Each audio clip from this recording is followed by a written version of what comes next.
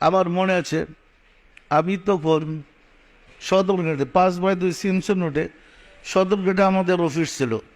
আমি চল্লপাড়া থেকে মাঝে মাঝে আসলে ওইখানে থাকতাম। ছোট্ট একটা অফিস।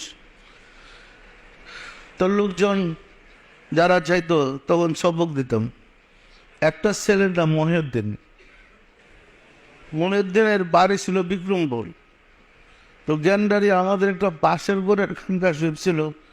বড় একটা পুকুর আছে, পুকুরের উত্তর এবং পশ্চিম কোণারে ওইখানে একটা বাঁশের খানকার শরীফ ছিল। তো মহিউদ্দিনকে সবক দেওয়ার পরে তখন ছিল রমজান মাস। তো রমজান মাসের সে ওই সেহরি খাওয়ার পরে ওই খানকা শরীফে পাশের গোড়ের খানকা শরীফে মোরাকাবা করতেছে, রহমতের ডাক। এরপরে ফজরের নামাজ পড়ে মোরাকাবা করতেছে। মোরাকাবার মধ্যে তার জজবা হয়ে গেছে। জজবা মানে আল্লাহর এশকে দেওয়ানা হয়ে যাওয়া। হওয়ার পরে এই মহিউদ্দিন ওইখান থেকে চাপ দিয়ে গিয়ে পুকুরে পড়ছে। পুকুরে গিয়ে যে ডুব দিছে, সকাল 6টা বাজে। এই যে ডুব দিছি তো দিছি, ঘন্টা পর ঘন্টা তার সহপাঠীরা, তার সহকর্মীরা, সহজাকের ভাইরা অপেক্ষা করে পরে পুকুরের পাড়ে গিয়ে তালাশ করা শুরু করছে, পাবে কোথায়। এরপরে এই খবর ফায়ার ব্রিগেডে গেলে কচুরি পরিষ্কার করে জাল দিয়া টানাটানি করে সারা দিন শেষ, কিন্তু লাশও পাই না, ওই ব্যক্তিকেও পাই না। থানায় খবর হয়েছে, জিডি হয়েছে, সারাদিন কেটে গেল। পুকুরের চারপারে মানুষের ভিড়, লোকটা গেল কোথায়? লাশও পাওয়া যায় না, দেখাও পাওয়া যায় না। কি অবস্থা! ইফতারের 10 মিনিট আগে ওই দিন কিন্তু আমার নামে জিডি হয়ে গেছে। তার বাবা গিয়া থানায় আমার ছেলেটারে পাগল করে দিছে। আমার নামে মানে মোটামুটি জিডি তো হয়ে গেছে, এটা কেসে ওর বাকি কি। এরপরে থানার ওসি সাহেব ওইখানে গেছেন, ওই পুকুরের পাড়ে বীরের সময় ইফতারের 10 মিনিট আগে সে ডুবদা বাড়ছে। বাসে বলে ইফতার রেডি করো, আমি আসতেছি। আবার ডুব দিছে। ডুব দিয়ে ঠিক 10 মিনিট পরে কাটাই কাটাই ইফতারের টাইমে সে ওখান থেকে উঠছে। ওসি সাহেব ওই মহিউদ্দিনকে উঠাই দিয়ে তার গাড়িতে ঢুকেছে, থানায় নিয়ে গেছে। একটু দমক টমকও দিছে, তাই বটে। তুই আত্মহত্যা করতে চাইছিলে, দমক টমক দিছে পরে। এ তো আর স্বাভাবিক না। যে লোকটা 12 ঘন্টা পানি নিচে ডুবদা থাকতে পারে, কি স্বাভাবিক? সে উল্টা একটা পোকা দিছে ওসি সাহেবকে। দেয়া বলছে ওটা তুই পারবি না ডুবতে থাকতে। যখন তুই দেখবা ধরছে গাড়ি দেন, এখন ওসি বাবাজি বাবাজি বাবাজি বাবাজি করে ভয় পেয়ে গেছে। থানায় নিয়ে ইফতারি করে আবার আমার এখানে দিয়ে গেছে, ওই সদরঘাটে। আমি তো আগে কিছু করে গেছিলাম, কি অবস্থা দেখে। এরপর আরো 2-1বার আমার সাথে তার দেখা হয়েছে। পরে যে অদৃশ্য হয়ে গেছে, আজ পর্যন্ত তার আর কোনো খবর নেই। আপনাদের এই কলবের সবক। আরেকটা ছেলে নারায়ণগঞ্জের এক রিক্সাওয়ালা। আমি তো উনি আরামবাগ গার্লস স্কুলে বয়ান করতেছিলাম। তো অনেক মানুষ তো বয়ান শুনে তরিকা নেই, সবক নেই। ওই রিক্সাওয়ালা তরিকা নেছি, সবক নেছি। নেওয়ার পরে অ্যাবনর্মাল হয়ে গেছে, সে হারিয়ে গেছে।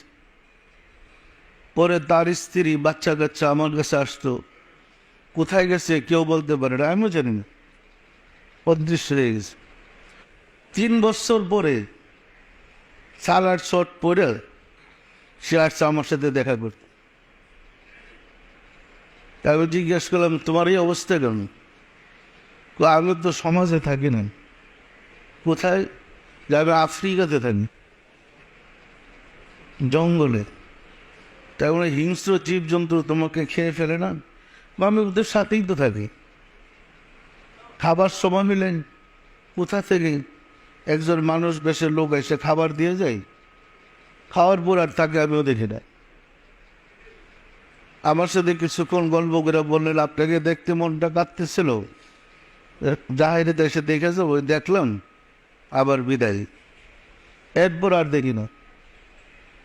আপনাদের মধ্যে এরকম কিন্তু অনেক আছে আমাদের, যারা ক্ষুদাই প্রশাসনে ভর্তি হয়ে ডিউটি করতেছে। বিশ্বাস হয় আপনাদের? বিশ্বাস হয়? আপনাদের মতোই মানুষ, না বললে তো বোঝা মুশকিল। আপনাদের বাইরে এমন আছে যে পশু পাখির বাসা বুঝে, যে পশু পাখির বাসা বুঝে, কীট পতঙ্গের বাসা বুঝে, এবং কাছের দুরিগোনা বালিগোনার জিকির সে শুনতে পায়। আপনাদের বাইরেই আছে। বিশ্বাস হয়? তবে আপনাদেরকে পরামর্শ দিব, মহব্বতের সাথে সাধনা করেন, বিশ্বাসের সাথে তরিকার আমল করেন। ইয়া ওই বিদ্যা, যে বিদ্যা শিক্ষা দেওয়ার জন্য 1,02,24,000 নবী প্রেরণ করা হয়েছিল।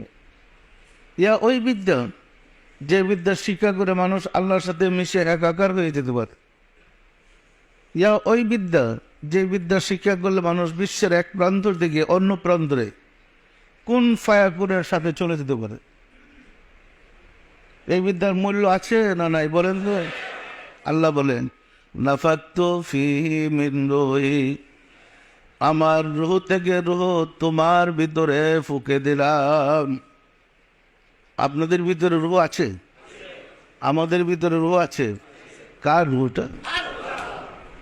আল্লাহ বলেন, নাফাক্তু ফীহি মিন রূহি, আমার রূহ থেকে রূহ তোমার ভিতরে ফুঁকে দিলাম।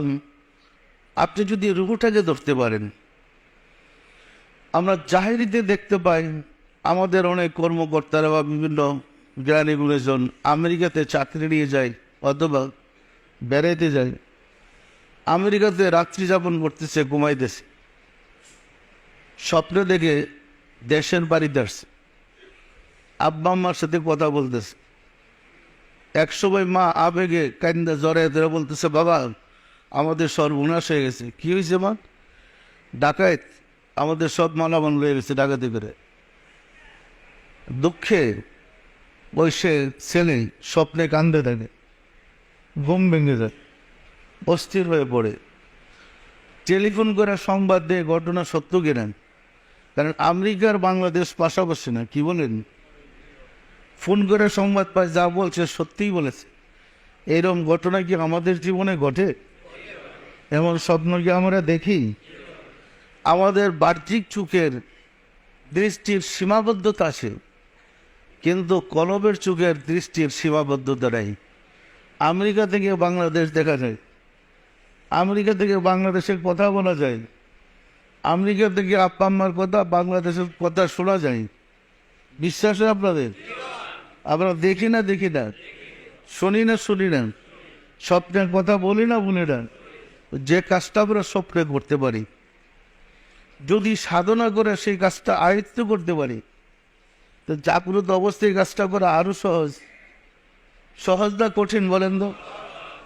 আমরা যেহেতু ওই বিদ্যাটা হারিয়ে ফেলেছি, আমাদের কাছে কঠিন। আমরা যদি আবার ওই বিদ্যান হই, তাহলে জাগ্রত অবস্থায় এই কাজগুলো করা সহজ হবে।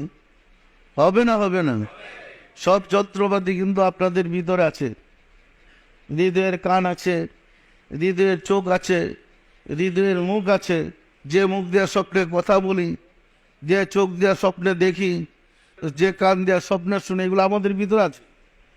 কিন্তু এইগুলাকে সচল করার বিদ্যা আমরা শিক্ষা করে নেই।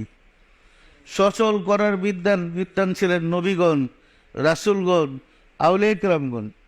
তাদের কাছে গিয়ে যদি আমাদের এই যন্ত্রপাতিগুলোকে সচল সক্রিয় করতে পারি, আমরা ঘরে বসে সব খবর পাবো না? তখনই হবো আমরা আশরাফুল মাখলুকাত, শ্রেষ্ঠ জাতি। পরিষ্কার না?